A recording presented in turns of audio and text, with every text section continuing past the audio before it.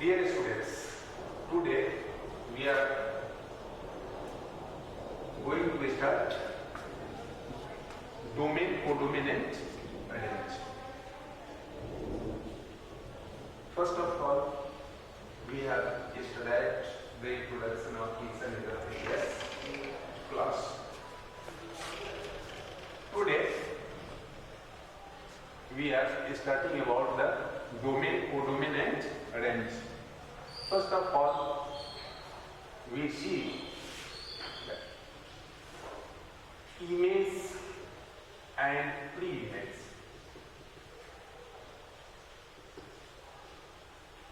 Image and pre-image. If y is equal to fx be a function such that f is equal to b, then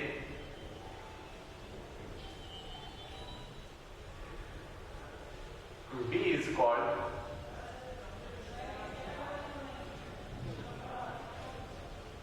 image of a, and a is called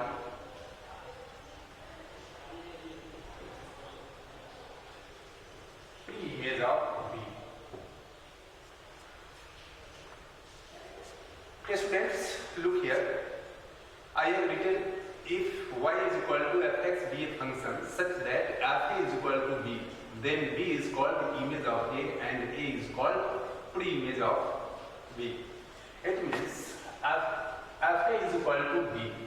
Here I have taken the value of x as a. It means input a and we have got output b.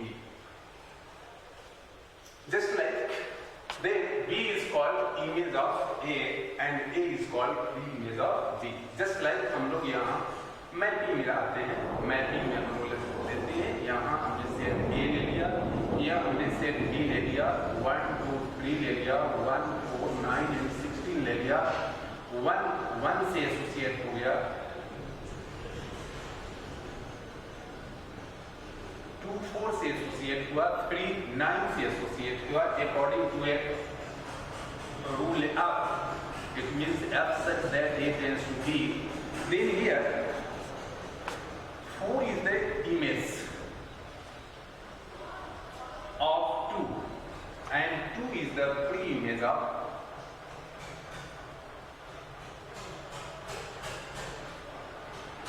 4. 4 is the image of 2 and 2 is the pre-image of 4. 9 is the image of 3 and 3 is the pre-image of 9. 1 is the image of 1 and 1 is also pre-image of 1. And here 16 has no any pre-image. Clear? Image और pre image समझने के लिए सबसे पहले इतनी बात mind में set कर लीजिए कि जो फंक्शन के इनपुट डालते हैं that input is called pre image and जो हमें आउटपुट मिलता है that is called image. Just like हमने यहाँ पे एक एग्जांपल ले लिया fx is equal to y, here f is equal to b हो गया, है ना. तो यहाँ हमने इनपुट क्या डाला a और हमें आउटपुट क्या मिलेगा b.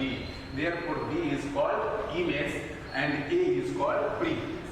अब यहाँ हमने सेट a ले लिया 1 2 3 और यहाँ सेट b लिया 1 4 9 16. यहाँ 3 9 से एसोसिएट हो गया, है ना. 2 4 से एसोसिएट हुआ, 1 1 से एसोसिएट हुआ. Therefore 9 is called image of 3 and 3 is called pre-image of 9.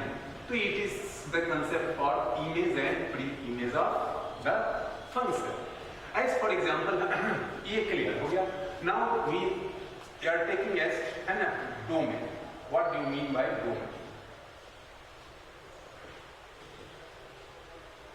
Domain and codomain.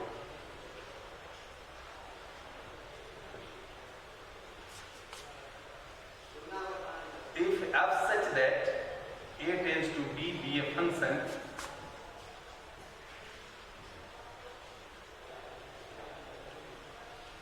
then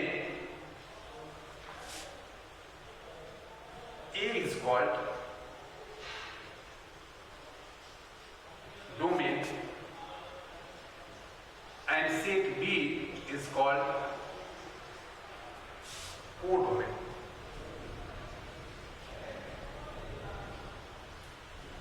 Of F. यहाँ देखिए, यदि हम लोग कोई फंक्शन ले लेते हैं f such that a tends to b, तो यहाँ सेट A, पूरा set A is called domain and set B is called codomain of the function f.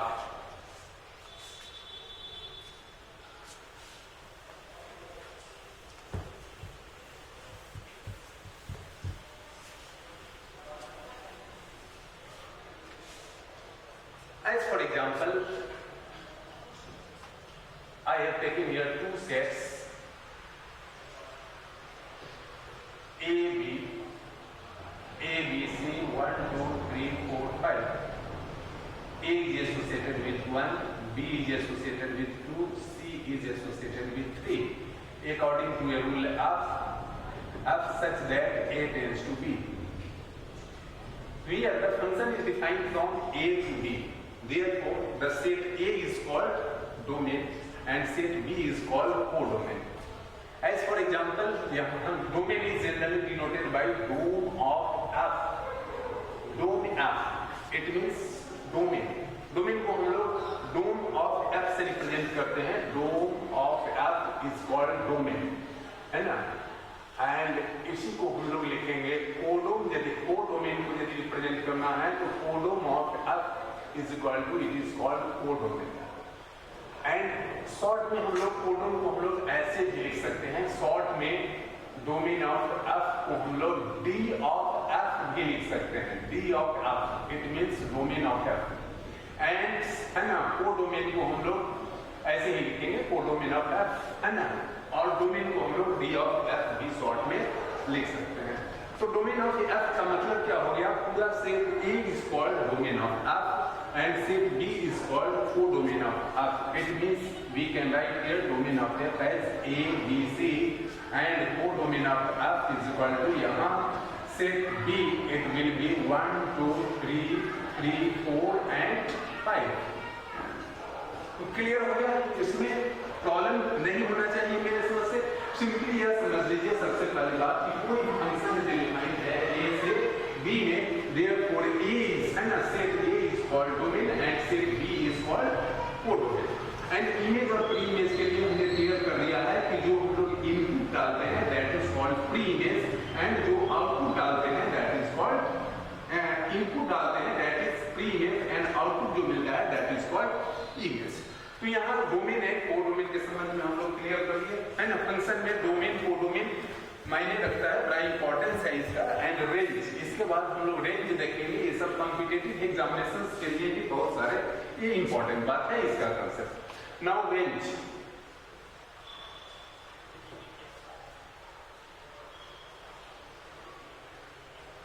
The set of all images of every element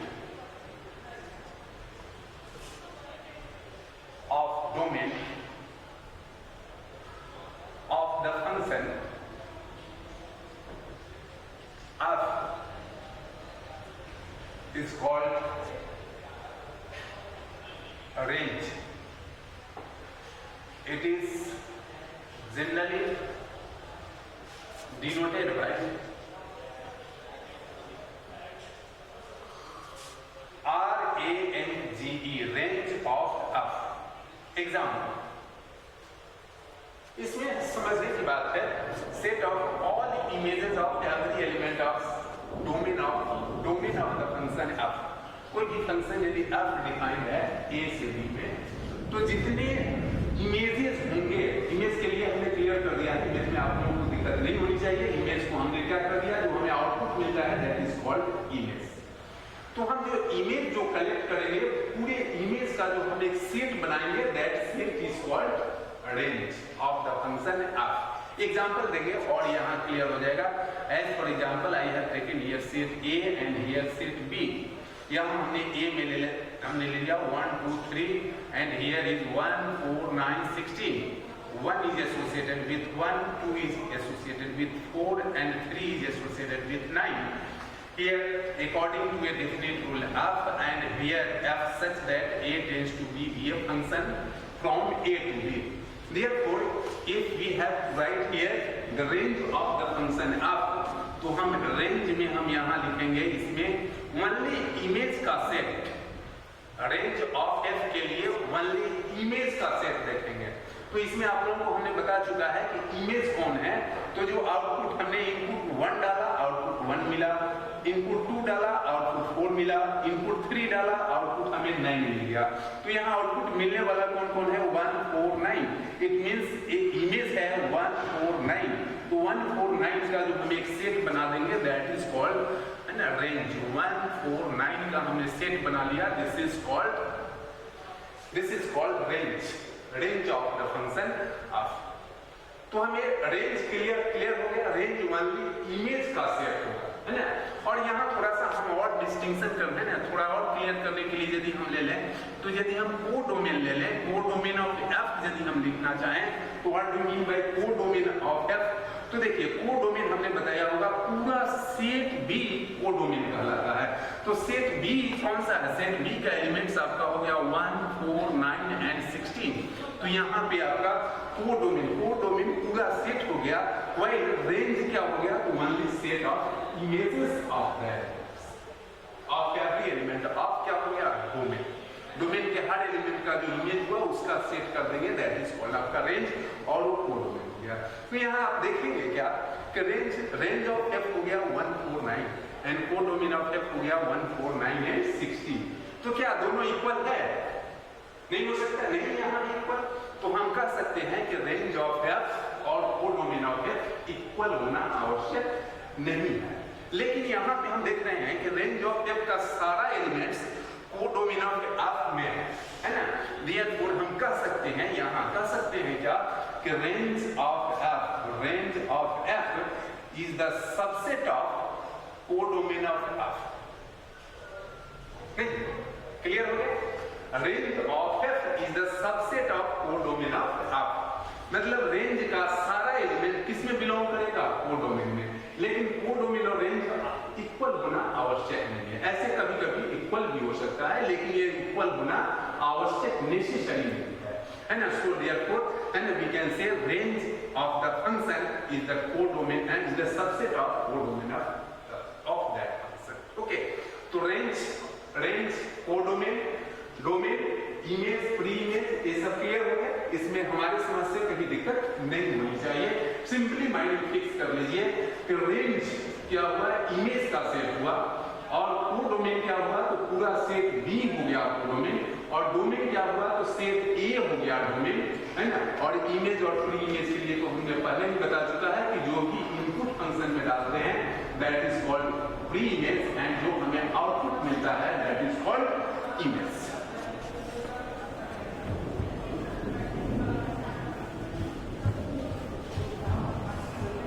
अब यहां हम एक example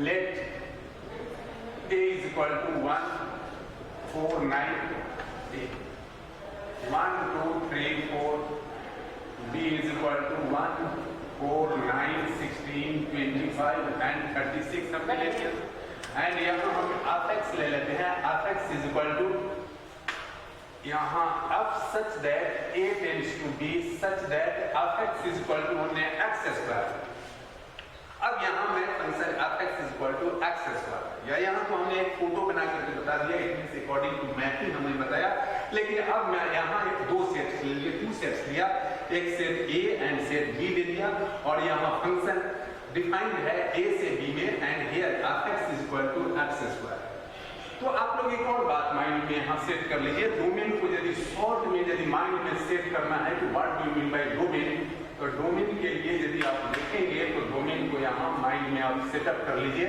कि domain set ए का set ए domain होता है और हम लोग फंक्शन को जो यहाँ डिफाइन किए हुए हैं y is equal to f(x) तो इसमें x किसका एलिमेंट होता है, सेट A का, एंड y किसका एलिमेंट होता है, सेट B का। x सेट A का एलिमेंट और y सेट B का एलिमेंट। तो सिंपली आप जानना है, माइंड में सेट कर लीजिए, है ना, कि यदि कोई भी फंक्शन f(x)=x² वेरिएबल्स के टर्म में यदि गिवन हो, तब हम डोमेन को क्या करेंगे, कि कैसे क्लियर करेंगे। तो यहाँ सिंपली आप लिख सकते हैं कि the set of all possible values, set of all possible values of x, x set A का एलिमेंट है, तो सेट A का, सेट A डोमेन कहलाता है, और x सेट A का एलिमेंट है, तो x का जितना पॉसिबल वैल्यू होगा, है ना, सारे का एक सेट बना लीजिए, दैट इज कॉल्ड क्या बोलेंगे, डोमेन। एंड यहाँ रेंज ऑफ f के लिए आप शॉर्ट में इस बात को भी आप नोट कर सकते हैं, यहाँ नोट कर लीजिए कि the set of all possible values of, set of all possible values of y के, जैसे फंक्शन यहाँ fx(y) = fx हो गया, है ना, यहाँ fx = x² हो गया, इसका मतलब क्या हो गया, y = x², तो y = x² हो गया। तो यहाँ फंक्शन x से y में है, तो यहाँ सेट का जितने x का जितना पॉसिबल वैल्यू हो सकता है, दैट इज कॉल्ड क्या, उसका एक सेट बना लीजिए, that is called domain. And y का जितना पॉसिबल वैल्यू हो सकता है, उसका एक सेट बनाइए, दैट इज कॉल्ड रेंज। तो x और y को माइंड में सेट करके रखना है कि, है ना, x का सेट डोमेन एंड y का सेट क्या हो गया, रेंज। लेकिन अब यार हमने क्या क्या कहा कि possible, all possible values of x, तो पॉसिबल वैल्यूज का कांसेप्ट क्या हो गया, तो फंक्शन को डिफाइन होना चाहिए। अब फंक्शन कब डिफाइंड है, इसकी चर्चा हमने पिछले क्लास में कर दिया था, इंट्रोडक्शन ऑफ फंक्शन में। तो हमने यहाँ सेट A ले लिया, सेट B ले लिया, अब इसमें f(x) = x² हो गया, दैट इज आप लिख सकते हैं कि y = x² हो गया, और x किसका एलिमेंट है, सेट A का, तो यहाँ पे यदि x = 1 डालेंगे, देयरफॉर y क्या हो जाएगा, 1², it will be 4, I am sorry, 1² = 1, and when x = 2, therefore y = 2² = 4, x = 3, therefore y = 3² = 9। तो यहाँ हमने अब x का वैल्यू फिर यहाँ यदि हम 4 डाल देते हैं, therefore y = आपका 4² = 16 हो गया। अब तो यहाँ x का वैल्यू कोई डाल नहीं सकते हैं, x सेट A में बिलोंग करता है, इट मींस x का वैल्यू 1, 2, 3, 4 सभी वैल्यू हमने इसमें पुट कर दिया। अब यहाँ हमने x का वैल्यू डाला, y का वैल्यू आ गया, इट मींस हमने इनपुट डाला, आउटपुट ले लिया। ओके, तो अब इसमें आप डोमेन इसको यदि कहना है, डोमेन यदि आपका इस फंक्शन को आप ले लें, फंक्शन को आप ऑर्डर पेयर में इस तरह से लिख सकते हैं, रोस्टर फॉर्म में 1 से सोचिए तो हो गया, तो 1 1, फिर 2 4, यहाँ 3 9, एंड ये 4 16 हो गया, है ना। फंक्शन को, इस फंक्शन को हम लोग ऐसे ही एक्सप्रेस कर सकते हैं, इसको हम लोग रोस्टर फॉर्म कहेंगे या ऑर्डर पेयर में। अब इससे यदि हमें क्लियर करना है कि domain, what do mean by domain, तो डोमेन हमने चर्चा कर दिया कि ऑल पॉसिबल वैल्यूज ऑफ